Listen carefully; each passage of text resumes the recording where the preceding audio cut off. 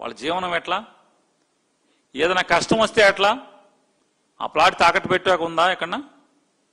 ఆ ప్లాట్ బ్యాంకులో తనఖా పెట్టి అప్పు తెచ్చుకునే అవకాశం ఉందా రైతులకి?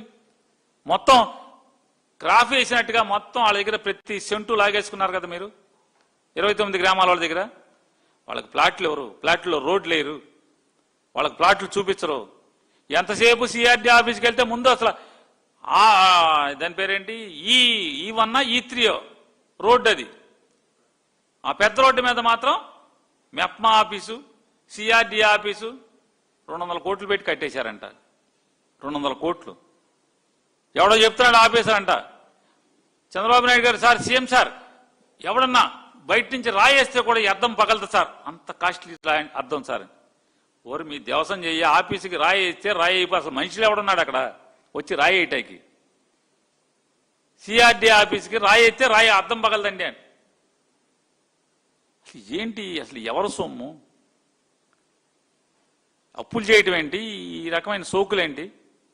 ఆ సిఆర్డీ ఆఫీస్ రోజు తిరగటం తప్పితే వాళ్ళ మిగతా రైతులందరికీ పాటులే కదా. ఈ ప్రశ్నిస్తే తప్పులా? మీకు భరించలేకపోతున్నారా? తక్షణం డిమాండ్ చేస్తున్నాం, 29 గ్రామాల్లో ఉన్నటువంటి మీరు జనం సొమ్ము, చంద్రబాబు నాయుడు గారు హెరిటేజ్ డబ్బు అయితే ఎవరికి బాధ లేదు, కానీ జనం సొమ్ము మొబిలైజేషన్ అడ్వాన్స్ ఇచ్చారు. ఆల్రెడీ కేరళ రీచ్ అయిపోతున్న 25వ తారీఖున 24వ తారీఖున వర్షాలని చెప్తున్నారు. మరి మన పరిస్థితి ఏంటి? మే 25వ తారీఖున కేరళకి ఋతుపవనాలు తాకితే జూన్లో మనకు వర్షాలు మొదలైతే ఇక రైతులు నెత్తిమే చెంగాక ఈ సంవత్సరానికి అయిపోయిందిగా. మళ్ళీ 2027 జనవరి నీళ్లు తోడాలి. నీళ్లు తోడటం మొదలెట్టాక మళ్ళీ ఎప్పుడు ఆ బురదారాలి. బురదారిన తర్వాత 2027 ఫిబ్రవరి మార్చి. ఆ తర్వాత ఇంకేముంది? ఆ సీజన్ అయితే మళ్ళీ 2028 ఒక 5 నెలలు 6 నెలలు మీ చేతిలో ఉంటుంది. రైతులకు ఎవరా ప్లాట్లు?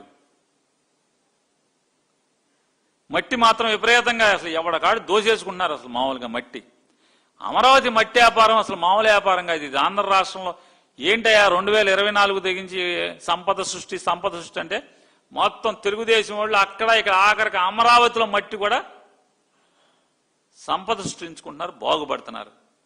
మీరు బాగుపడండి, ఎవరికి ఏడుపు లేదు. కానీ రైతులను చూడండి, పేదవాళ్ళని చూడండి, సామాన్యులను చూడండి. గన్నవరం వాళ్ళకేమో మామూలు చిన్న చిన్న రైతులకేమో పలుకుబడి లేని రైతులకి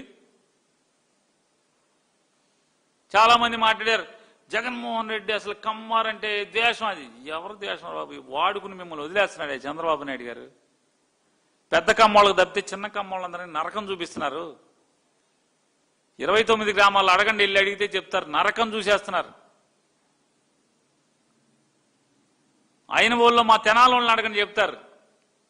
మీది తెనాలి, మా తాలూకు వాళ్ళని, మా వాళ్ళున్నారు, మా చుట్టాలు. నేను చెప్పే అబద్ధాలా నిజాలా? కాబట్టి తప్పుడు పనులు ఆపమని చెప్పని పోలీసుల్ని అడ్డగోలుగా, డీజీపీ గారు పోలీసుల్ని ఈ రకంగా అడ్డగోలుగా చంద్రబాబు గారు మరీ ఇంత అసహ్యంగా వాడుకునేట్టు ఆపమని, కట్టిపెట్టమని గట్టిగా డిమాండ్ చేస్తున్నాం.